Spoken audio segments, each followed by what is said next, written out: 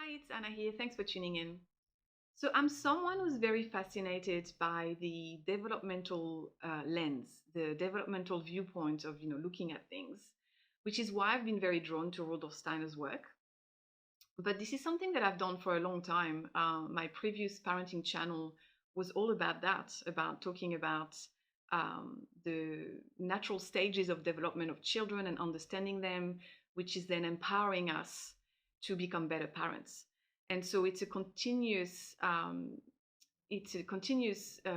topic that interests me and that I'm continuing to use to provide clarity in all areas of our life. And so the spiritual awakening path is no different.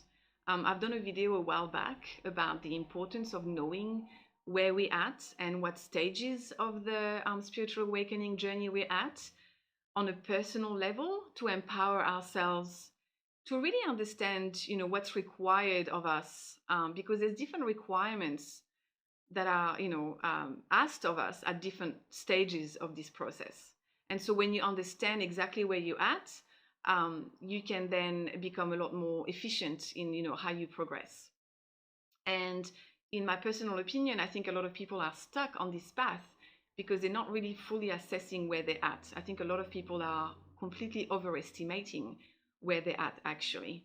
And so this video is to try to map things out a little bit, to forever try to bring some clarity, and try to help you assess where you're at personally, so you can actually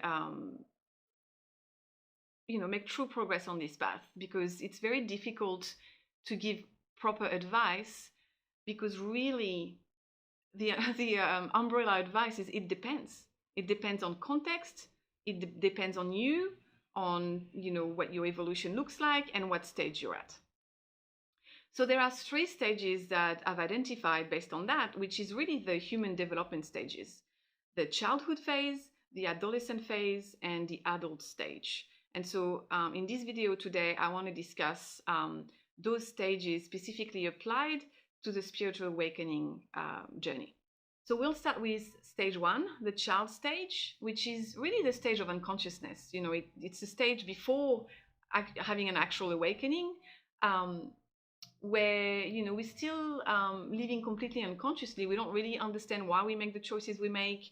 We're completely ruled by our programming and our inherited patterns, and we're not really empowered, and we tend to be quite apathetic, just not really questioning things much, and really being asleep in the matrix. So this is really blind obedience and a total reliance on external authority, constantly externalizing our own authority, whether it's the school when it comes to our kids, or the doctor when it comes to our health, or all of that stuff, right? And there's a profound state of materiality as well, where you're not really spiritually aware. You think you're completely asleep to your own spiritual power, and as a result, you're very easily controlled by fear. So the spiritual awakening is really the threshold between stage 1 and stage 2. When you have this spiritual awakening, it's really a shock to the system, right?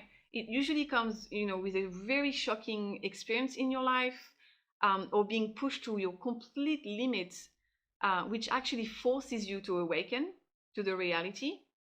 And it forces you to see the reality of your own personal life. And typically, if you're having a proper spiritual awakening, it should also wake you up to seeing the corruption in the world. And so that's a very intense and honestly quite traumatic experience. I know it was traumatic for me. And this is actually the shock that you need to propel you onto stage 2, because you are so asleep in the matrix, living in such a dense frequency, that you actually need a shock to shock you out of your slumber, right? To actually propel you onto stage 2. So it serves a purpose, even though it's very painful. And so that activation activates the emotional body, which is also called the astral body. And this is where all your shadow gets triggered, all your wounds programming, and really your shadow actually comes up to the surface. And there's a reason for this. It's because when you enter stage 2, which is the adolescent phase, it's actually supposed to be a stage of purification. I also like to view it as, getting into the astral realm. Like, it's actually, the astral realm is known for that. It's a hall of mirrors, and it's meant to be for purification. So I view the stage 2 of the adolescent phase as passing through the astral realm to get to the other side, which is the true higher realms. That's how I like to conceptualize it. And if you think about it in human development terms, adolescence is marked by the rapid awakening of the emotional body, right? Like, I can see it at the moment with my 12-year-olds. It's, the teenage crisis is very much well and truly starting. But you can see it, and you can remember it in your own life when you were a teenager, that you go through intense identity crisis. You have this urge to rebel against authority. You don't even know where it's coming from. And you tend to have a black and white view of the world, right? Like, it's us versus them mentality. And there tends to be like a rigidity as well, a closed-mindedness at times, right? Where you think you're right and everybody else is wrong. And so that stage 2 of adolescence is really what we meant to pass through. It's actually meant to be exactly like that. So a lot of people make the mistake to think that a spiritual awakening is the end. It's not. It's really the beginning of an intense purification process, which is shadow work, and which is going through this stage 2 phase. And this phase is all about, it serves a purpose. It serves actually a very important purpose, and it's a necessary rite of passage, because it's meant to break you out of that spiritual childhood, the blind obedience, and move you into the assertion of your spiritual will, the building actually of that spiritual will, and the birth really of your individuation. So you're meant to individuate out of that hive mind into becoming, your own distinct, powerful individual, and breaking free and claiming your personal sovereignty.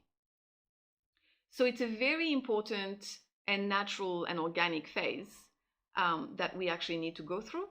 But it's still spiritual puberty. It's not mastery. And that's actually where the majority of people are, because it makes sense, right? We are at a stage of some sort of collective awakening where a lot of people are in this phase.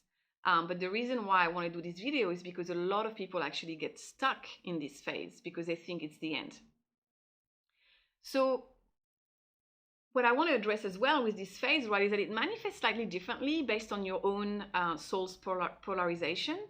Meaning, I've mentioned before that those who have been called the empath, for example, which is what I like to call the souls who are leaning too much in their light aspect, this stage 2 is defined by becoming a spiritual warrior.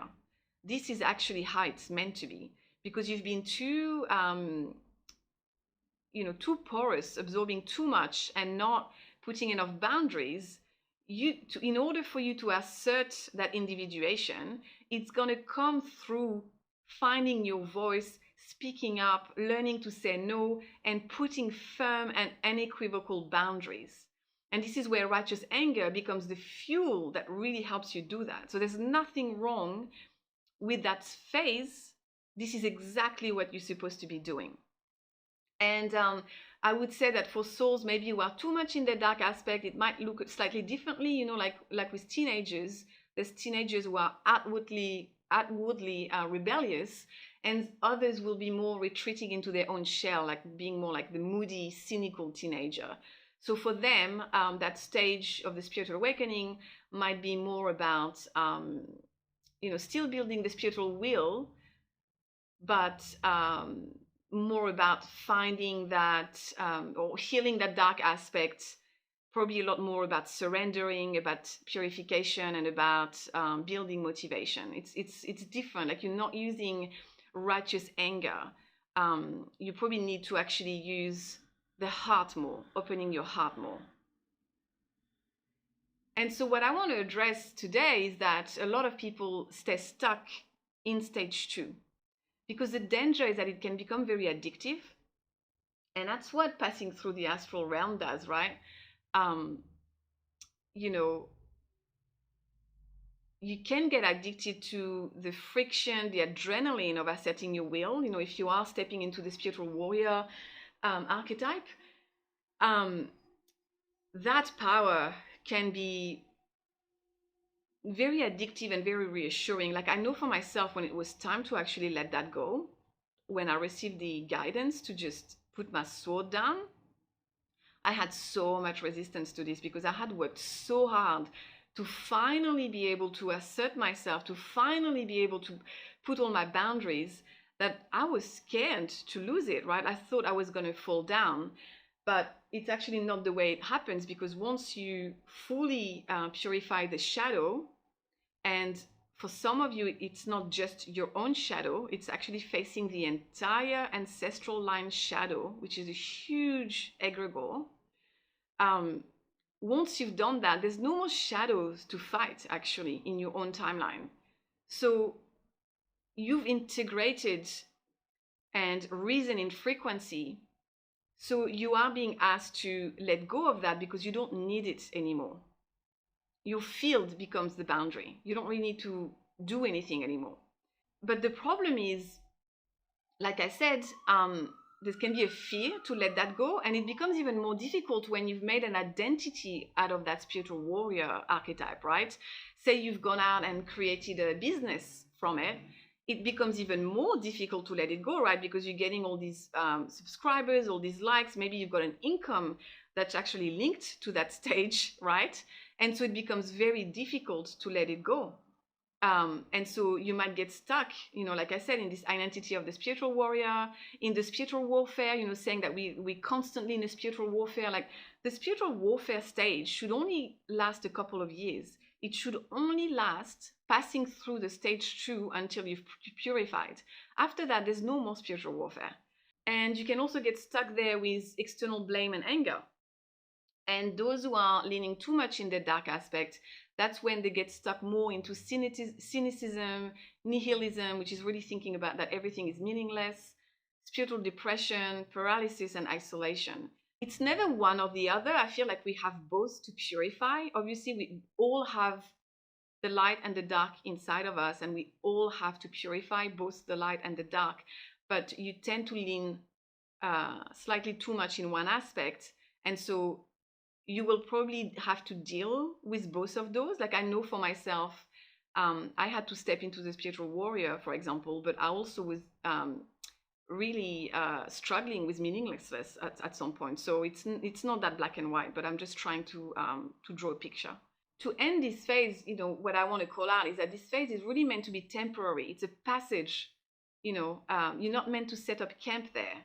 And that's the problem. You're meant to go through the astral realm, the purification of your own astral body, to the other side, to the true higher realms, which is all based on frequency attunement.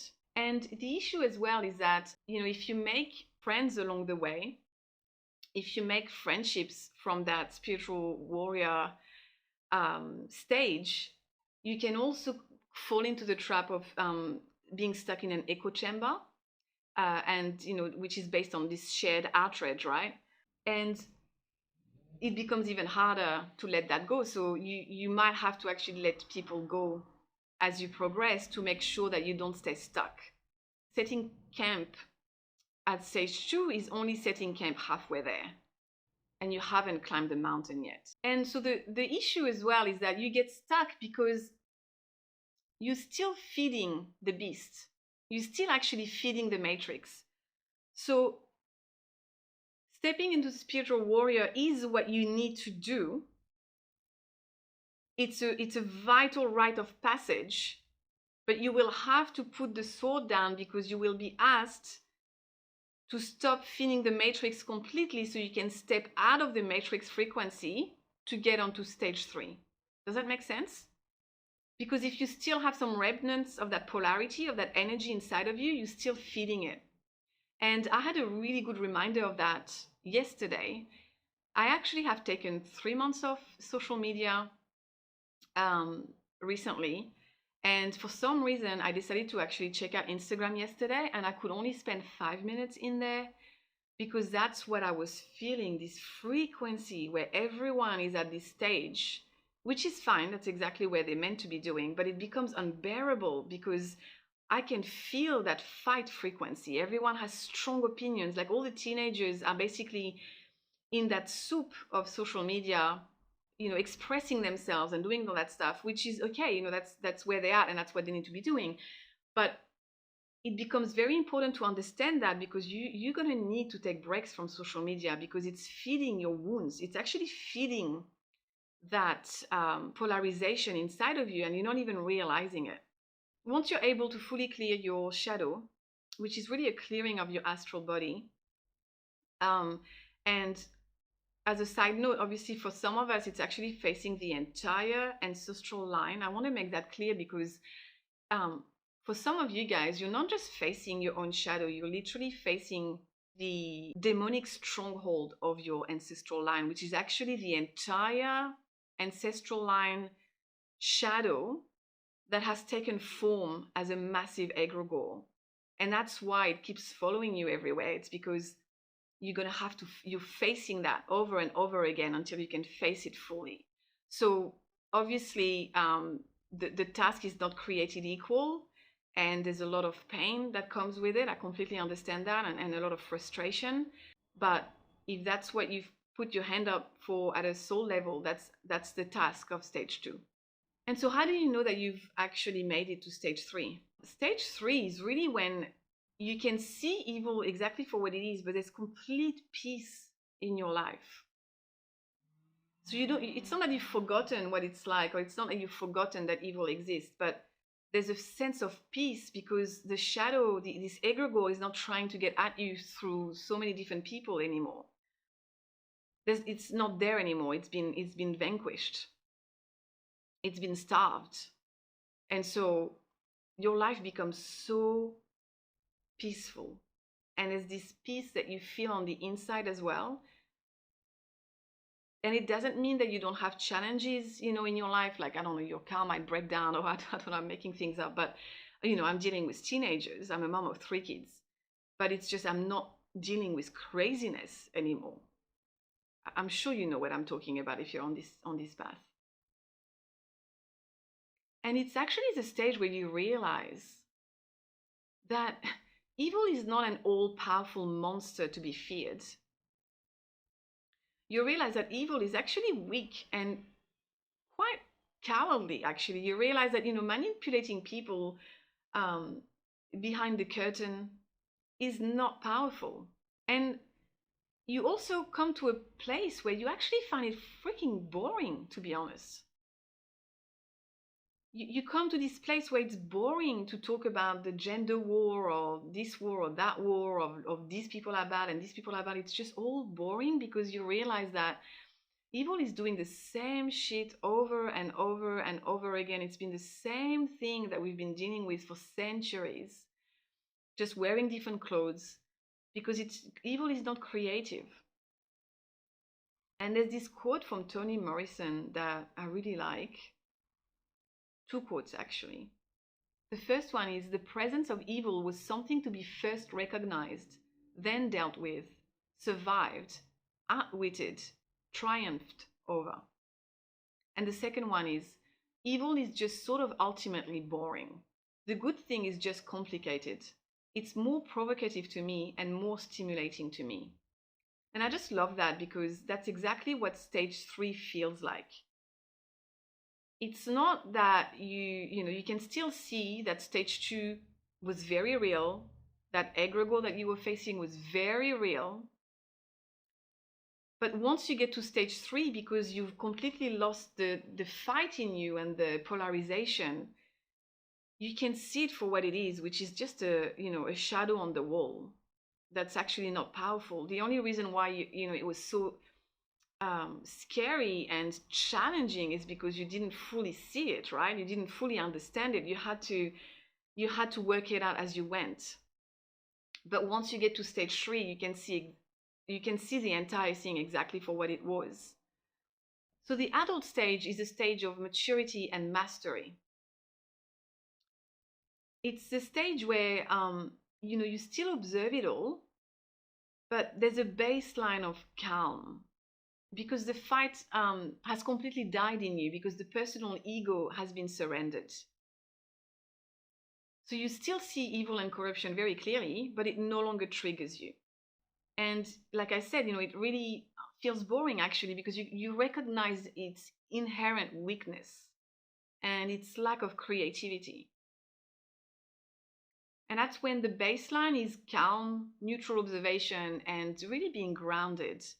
And I want to make something clear. It doesn't mean that you don't have emotions. It doesn't mean that you never get angry or anything like that.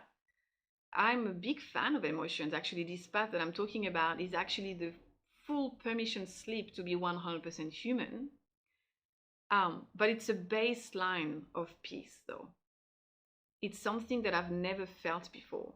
It's different. It's something that nobody can take away from you. It's something that even if challenges happen in your life, you're still holding yourself steady. I guess if I could summarize it in one sentence, it would be a shift from fighter to observer. You end up in a place where you see reality exactly as it is, but without the emotional charge. Because, true spiritual adulthood, this stage that I'm talking about, it doesn't close its eyes on darkness. It doesn't pretend that, evil is not there at all. At all. It's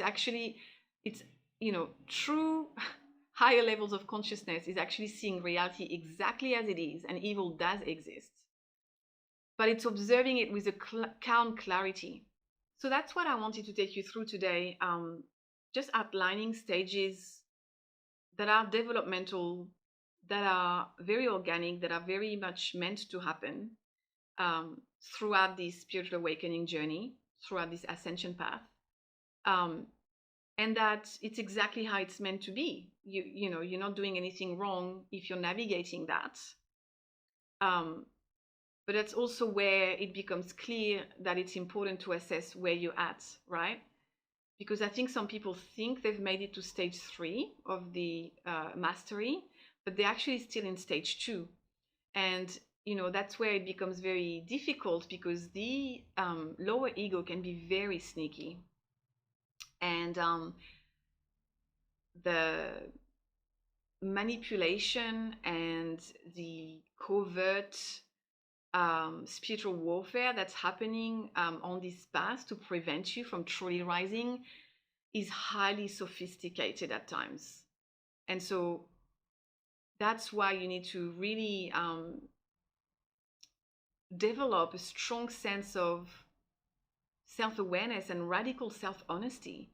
And it's really as simple as knowing that if you are still experiencing spiritual warfare with people attacking you, you're still in the thick of it. You haven't cracked the code of fully dissolving that shadow. And it's an ancestral shadow for some of you guys, an actual egregore. And that's okay. It's not a criticism. It doesn't mean that you're lacking in any way. It doesn't mean that you're doing something wrong. You should see it like that so you can really empower yourself to keep going and ask for help if you need it. And, the way you dissolve that shadow completely is very individual. And so there's no one size fits all that you can replicate in your own life.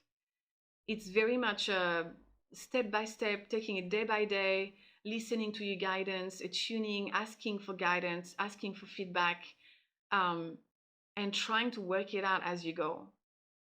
But the worst thing you can be doing is to lie to yourself that you've achieved stage 3 when you're actually still very much in stage 2.